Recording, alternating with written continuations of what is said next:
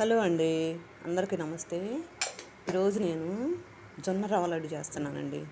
దానికోసం బాండీలో 2 స్పూన్లు నెయ్యి వేసుకొని ఈ జొన్న రవ్వని బాగా వేయించుకోవాలండి.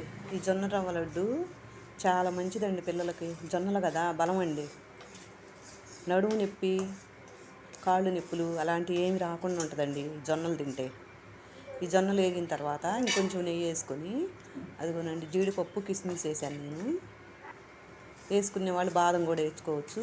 ఆ తర్వాత వేయించుకున్న రవ్వ కూడా దీనిలో వేసి, నా దగ్గర కొంచెం బెల్లం పొడి ఉందండి.